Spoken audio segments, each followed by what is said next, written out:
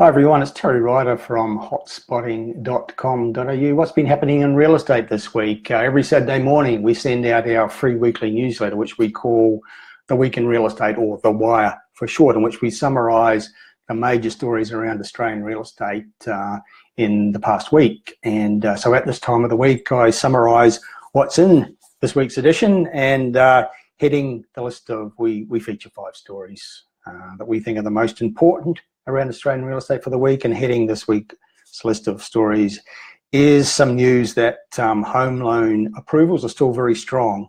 In fact, they have surpassed market expectations according to media reports. And what does that mean? Well, it just means that the economists got it wrong with their predictions yet again.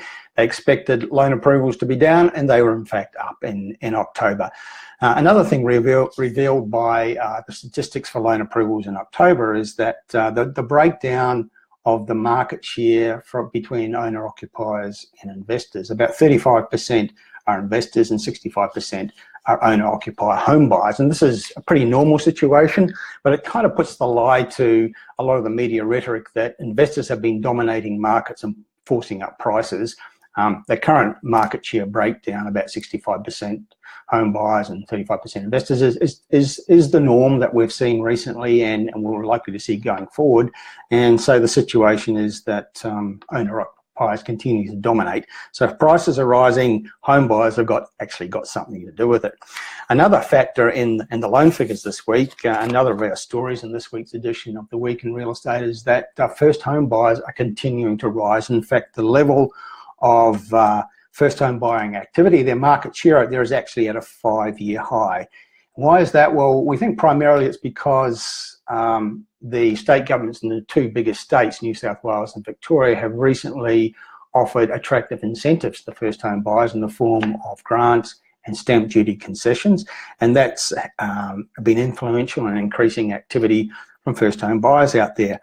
But it's significant, I think, that the states and territories and the cities in which first home buyer market share is the highest is actually in the cities where pricing is most attractive. In both Darwin and Perth, the market share for first home buyers is about 25%, which is the highest in the country, and it's significant. These are the 2 cities where prices have actually been going backwards for the last 4 years, that Sydney prices have been rising so strongly. So it's not just about government incentives like grants and stamp duty concessions, it's also about the level of pricing. But it's significant and encouraging to see that first home buyer activity is rising according to the official figures. Another positive market indicator is the level of housing construction. It continues to be strong. The level of new dwellings being built. There's an index published by the Australian Industry Group in conjunction with the Housing Industry Association, and it shows that there's ongoing strength in consumer demand, influenced partly by rising activity from first home buyers. There's an interesting story from the Reserve Bank Governor, Philip Lowe, and he's talking about the phenomenon of why we've seen such strong price growth in the 2 biggest cities, Sydney and Melbourne, but that hasn't been replicated across the whole country. It hasn't been replicated in the other capital cities, 2 of which, Perth and Darwin, have had prices actually going backwards, and nor across regional Australia. And talking about some of the reasons why not. And he says that he's been having conversations with his colleagues in other central banks in other countries, and they've noticed similar phenomenon in their countries where a small number of very large cities have had very, very strong price growth, but it hasn't been replicated across the rest of the country. In New Zealand, the city is Auckland. In Canada, it's Vancouver and Toronto. In Europe, it's cities like Amsterdam and Stockholm. In the United States, it's San Francisco, and obviously in Australia, it's been Sydney and Melbourne. But the sort of growth that we've had in those cities has not happened in most of the other major cities or across regional Australia. And Philip Lowe, the Reserve Bank Governor, says basically people are prepared to pay a lot more to live in certain cities. Doesn't really explain it too well, but that's what he was saying at a recent business function. And in relation to Australian property prices, we always have a quote of the week in each edition of The Week in Real Estate, and this week we feature Sarah Harding, who's the head of residential for commercial agency Knight Frank, which has offices around the world, and they publish a global house price index. And this latest one shows that Australia ranks 7th in the world in terms of house price growth. And the quote from Sarah Harding says, although some of the heat has been taken out of the Sydney market, Melbourne, Hobart and Canberra are thriving, driving up total annual growth across the 8 state and territory capital cities.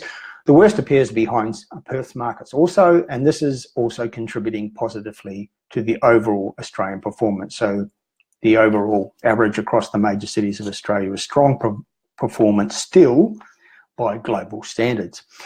Another story that we feature in this week's edition of The Week in Real Estate is about 2 pieces of legislation which have passed federal parliament through both houses of parliament, both purporting to assist housing affordability. One is one that helps older Australians downsize, providing incentives for them to downsize from large family homes, thereby freeing up housing stock for younger families.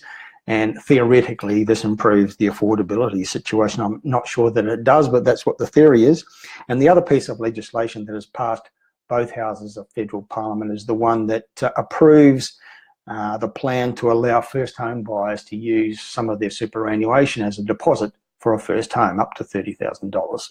And the Federal Treasurer, Scott Morrison, claims that most first home buyers will be able to accelerate their savings by at least 30% using the scheme.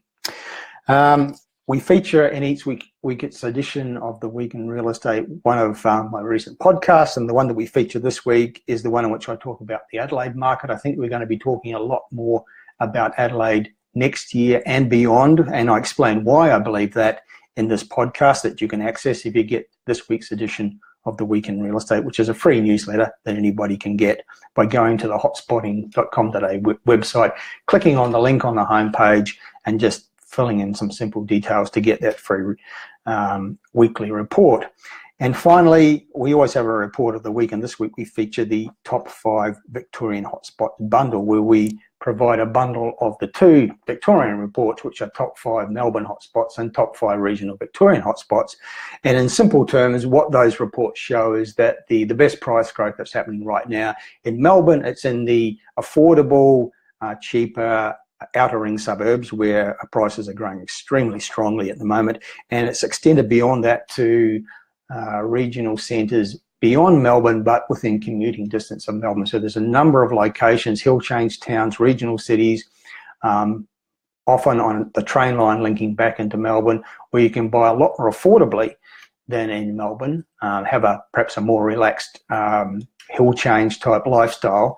And if you choose to, you can still commute conceivably to a job somewhere within the Melbourne metropolitan area. So we feature those 2 Victorian reports in a bundle at a discounted price, top 5 Victorian hotspots bundle.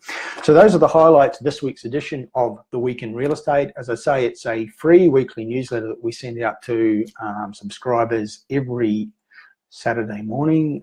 It's a good way to stay informed generally about what's going on in real estate. Quick and easy information to access. Doesn't take long to read it because it's snappily presented and it's free.